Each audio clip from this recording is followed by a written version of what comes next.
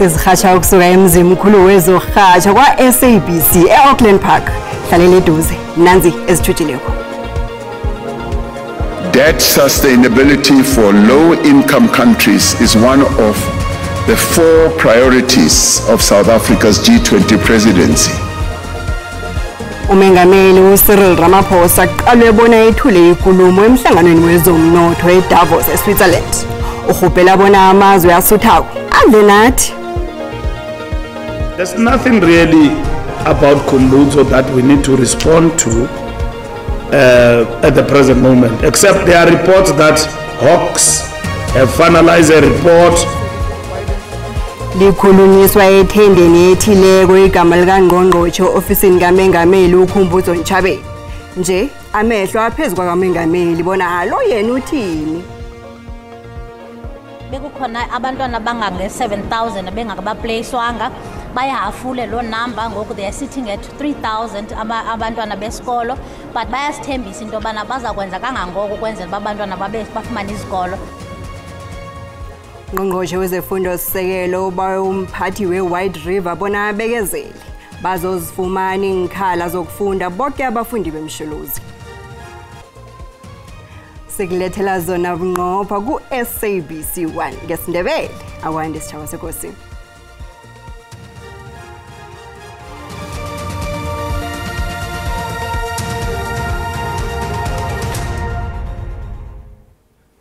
Unobhala zombelele wehlangano yenitshaba ezibumbene ku-Antonio Guterres ubaye ukuthi kube nokuthula ephasini lonke.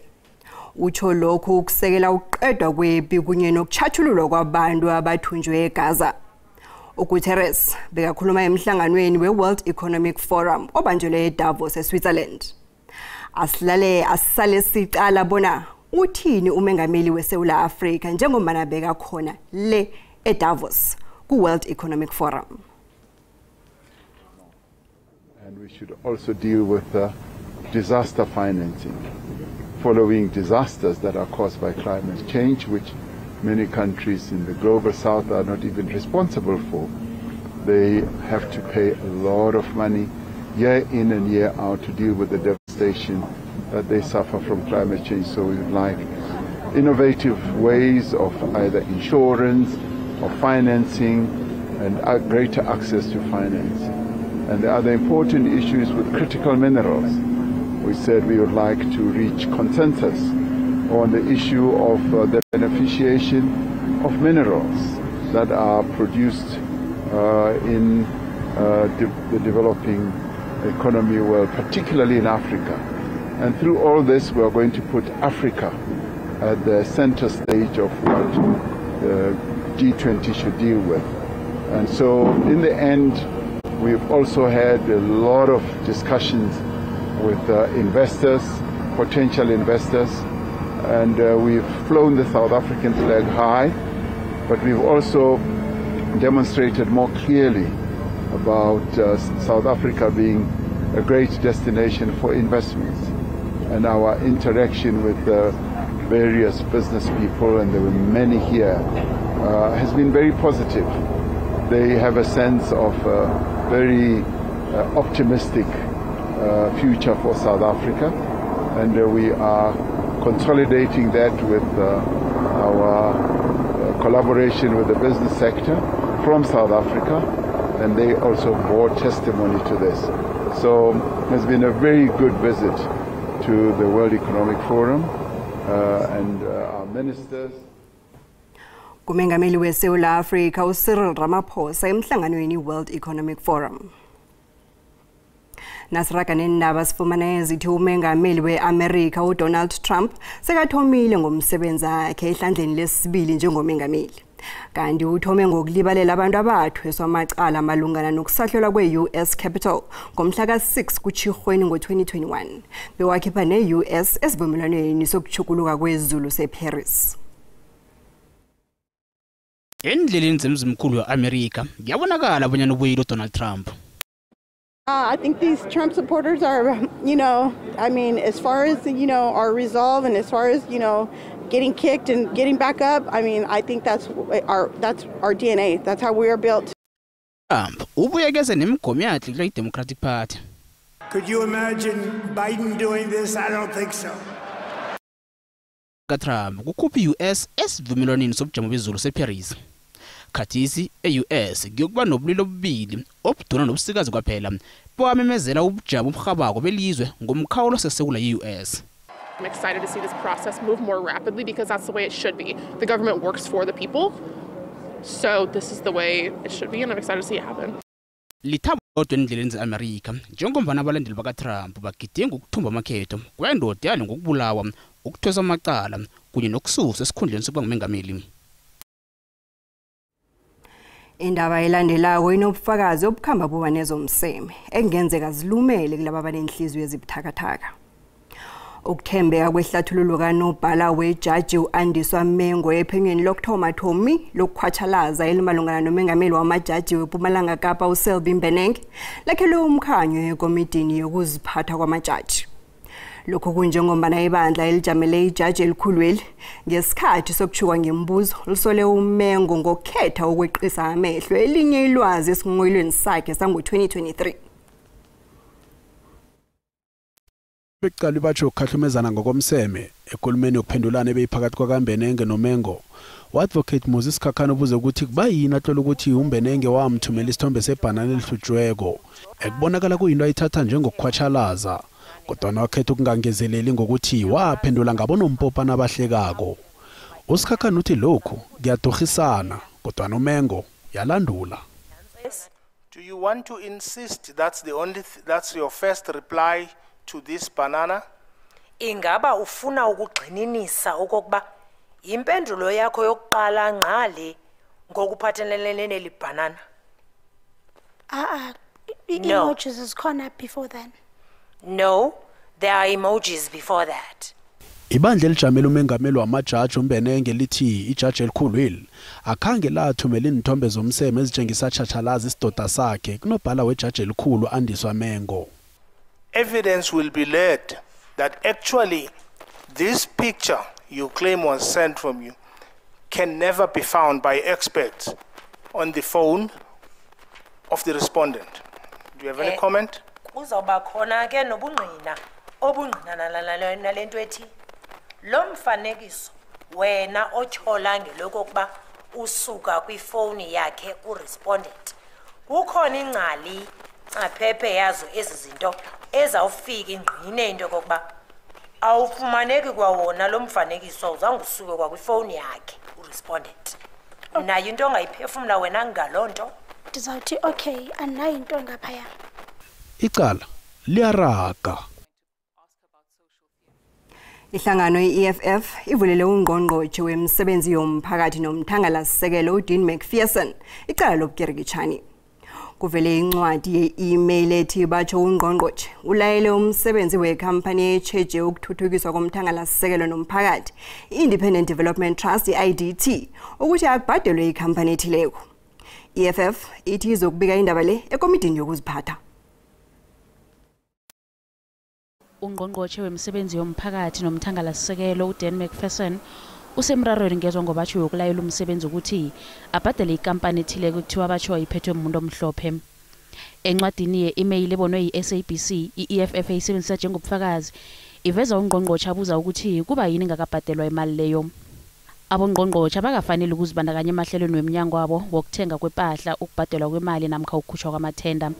I-EFF ithi yinye kwaphela into ungqongqotjhe uMcPherson anendaba nayo ekukukhupha amathenda aqinisekisa ukuthi athola ngilaba achidelene nabo. We've got enough evidence. We've got an email from a minister demanding a payment for a specific contractor called Lone Rock Construction. Remember, the ministers, according to the members, executive members' ethics, he's got no role on the financial or operational matters of IDT. Umkhulumeli kaNgqongqotjhe uthi ungqongqotjhe bekaphendula umlandelando wama-email awathola ngomhla ka-9 ngoNobayeni nyakenye aveza ukuthwenyeka ngokubandakanywa endabeni le ngombana i-IDT ibhalelwe kwenza umsebenzi wayo wokubhadela imali yenyanga ezima-20. Unobhala zombelele we-EFF uMarshall Dlamini ufunge bona indaba le ayizukuphelela esiteji samapholisa kwaphela kodwana izokubikwa nekomitini yokuziphatha eParliament. He says it on the email that naturally I don't have to get involved on this case, but this one for Lone Rock, because it's too close to his interest, he decided that I'm going to violate the members' ethics. Kanti Democratic Alliance imjamela uNgqongqotjhe. There is absolutely no threat of truth to that. What happened here is that we've got a minister that's doing his job and that exposed corruption. uNgqongqotjhe nakakhulunywa mkhulumeli wakhe uveze ukuthi umsebenzi wakhe uqinisekisa ukuthi uyalandela umthetho kaHulumende okubhadelwa kwamabhizinisi kungakaphela amalanga 30 ekuyinto ye-IDT ebhalelwe kuyenza. Ungezelele ngokuthi mimikho efana nale bangela ukuhlayela kwemali emabhizinisini wombuso agcine sekavalwa beqothwe nabasebenzi. Kuphekhuka induku phakathi kukaNgqongqotjhe ne-IDT ngokwethulwa kwamahlelo womnyango lo womthangalasisekelo. Ekhasini lethu le-Facebook siba umbono wakho mbukeli ngehlangano i-EFF evule icala lokukhwabanisa ilivulela uNgqongqotjhe uDean McPherson. Asiqala umbono wakho uyalandela.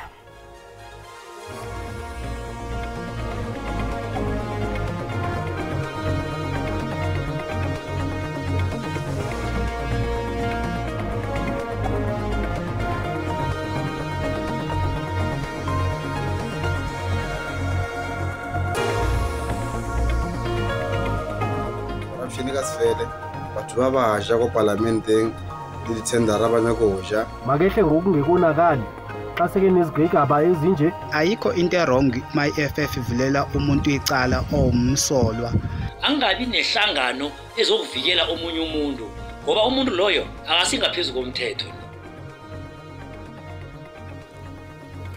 Umbono ngewombukeli SABC ayizokuthusa umlando ukuziphendulela ngombono wombukeli. Ungqongqotjhe wezefundo sisekelo uSiviwe Gwarhube ukhombele amalunga womphakathi eMsholozi hlanu kweWhite River eMpumalanga ukuthi anikele uHulumende isikhathi sokufunela abafundi inkundla yenkolweni. Gwarhube uvakatshele isifundisi ukuhlola ukuthi ukulungele na umnyaka ka-2025 nofana isifundisi ulungele na umnyaka ka-2025. uNgqongqotjhe Gwarhube uvakatshele inkolo ezimbalwa eMpumalanga ukuqalana neminye yemraro khona enkolweni.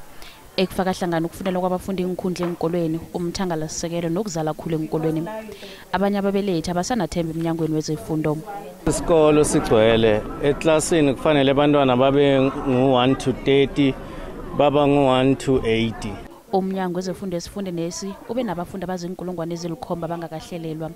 uGwarhube ubethela umnyango lo izandla ngokulinga ngakho kusemandleni ukutholela abafundi abinkundla. Bekukhona abantwana bangange-7,000 bengakabaplaceywanga bayahafule lo number ngoku they are sitting at 3,000 abantwana besikolo but bayasithembisa into yobana bazakwenza kangangoko ukwenzela uba abantwana bafumane izikolo. Ngokutsho kwakaGwarhube amanye amaqalontanzi wesifunde esimraro yomthangalasisekelo. Sifuna ubona izikolo zisakhiwa i-toilets zisakhiwa apha kweli phondo kuba iseliphondo noko eli-rural eli. Umnyango wezefundo sisekelo unamalanga 10 ngemva kokuvula kwenkolo wokutholela abafundi abanganangikhundla inkundla enkolweni abazifunako. Umengameli uCyril Ramaphosa ungaphasi kwegandelelo lokuthatha igadango ngongqongqotjhe weofisi yakhe obekwa insolo.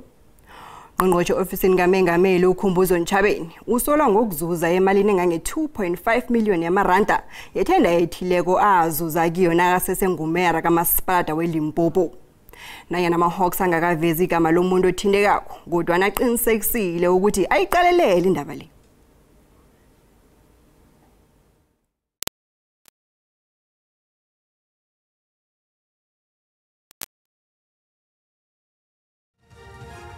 Sinangabeze ngalokho nasibuye ntolo. At the end of March 2024, the department incarcerated 22,612 foreign national inmates, 690 of whom are serving life sentences.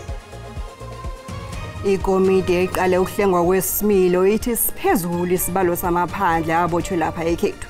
Kanti lokho gcwalisa amajele khulu.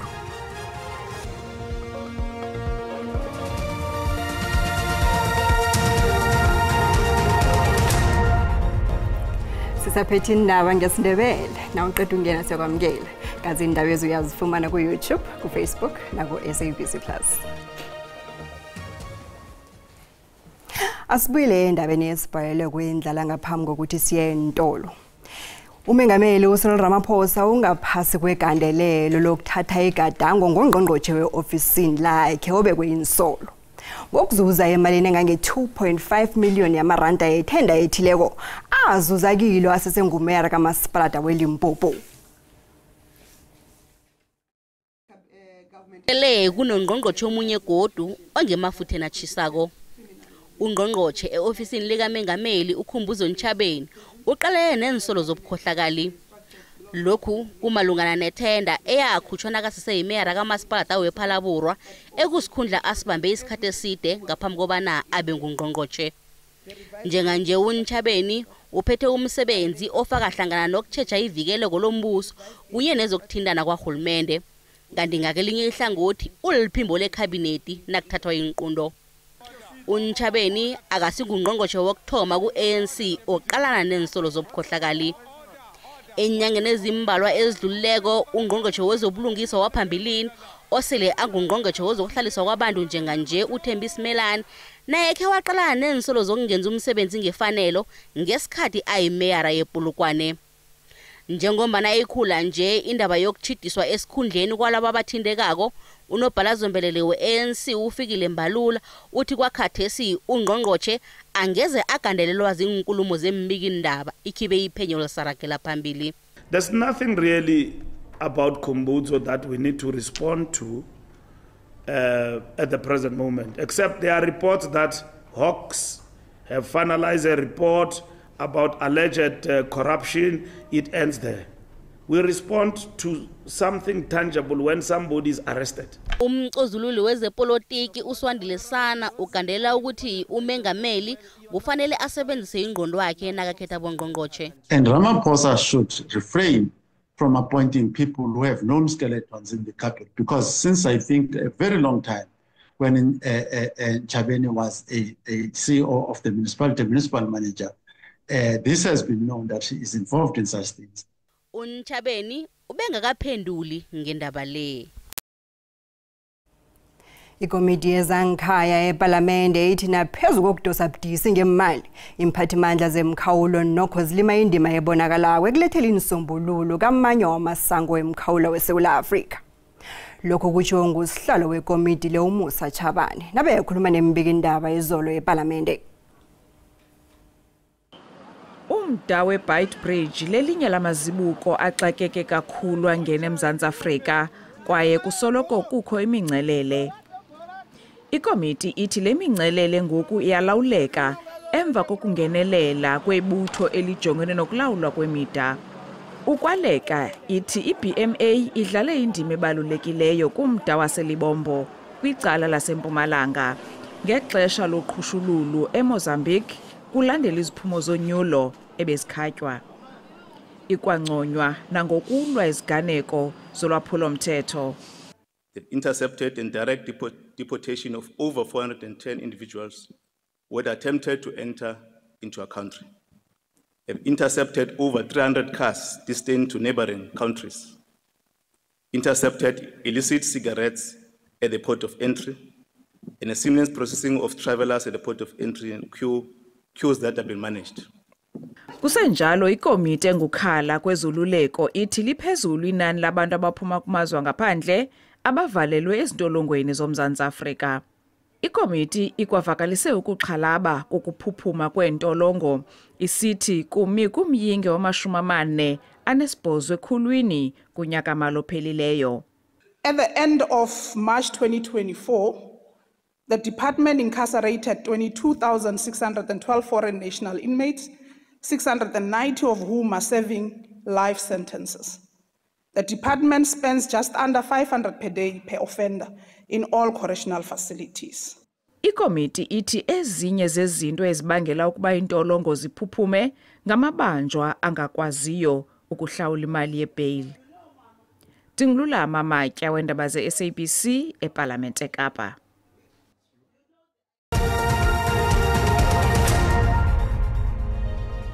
Nasiphosile ihlo kezemali iranda linzinze nalilinganiswa nezinye imali ezikulu.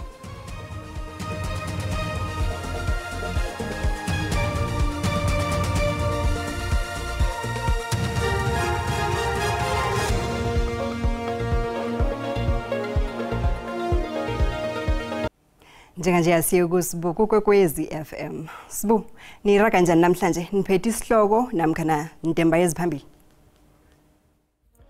Siyathokoza Thandeka silotshisa umbukelo khona usekhaya. Namhlanje kungolosithathu kulihlelo elikhethekileko.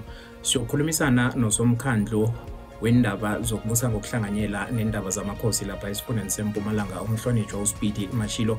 Kiloko sikhuluma ngalokho. Esifundeni seMpumalanga inyanga ezakwele kuyokubanjwa amakhetho la kuyokuvotelwa khona amakhansela webukhosini. Ngiyo ke indaba isiphethe khulu namhlanje. Umlaleli naye uyolithola ke ithuba lokubana ngaba nombuzo. Uyayazi ke indlela ayisebenzisako emtatweni nalapha ke ku WhatsApp sengitsho na ku TikTok. Sithokoza kakhulu kwamambala. Sithokoza Sibu, njenganje asiqale ubujamo bezulu.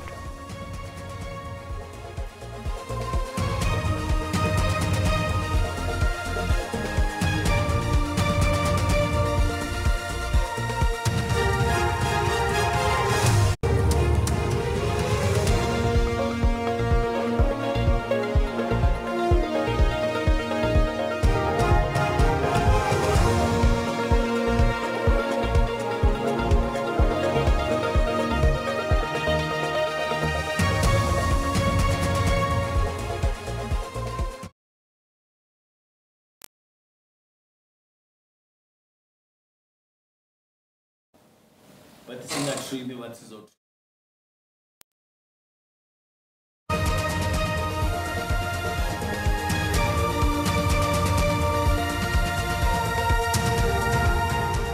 Siyalotshisa ekhaya nangambala napho ubujamo bakho bezulu sibona lapha livulile ngale ngeTjingalanga Kapa kuthi ke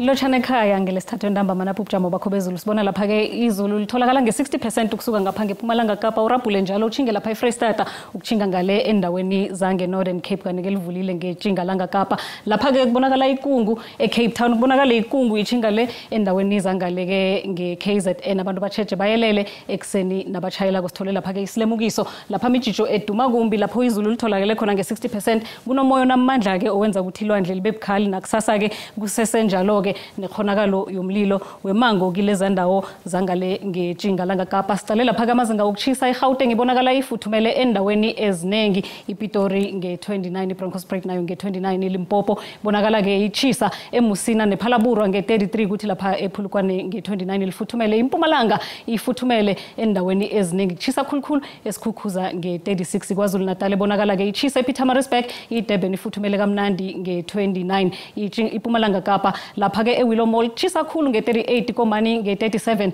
kanti ke Nxuba nge42 ngaleke ngeTjingalanga Kapa lifuthumele lapha eCape Town eMossel Bay nge27 kuthi lapha iBeaufort West yona ke yachisa nge38 iTjingalanga iTlhagwini Kapa eSpringbok liyachisa nendaweni eziningi nje nalapha eDaane Uppington nge38 eFreystata libonakala lichisa nakhona endaweni eziningi seBethlehem lapho lifuthumele khona nge28 siyalapha ke esifundeni sange Northwest nalo ke liyachisa endaweni eziningi asibona nekoti ngesikhathi esilandelako Tido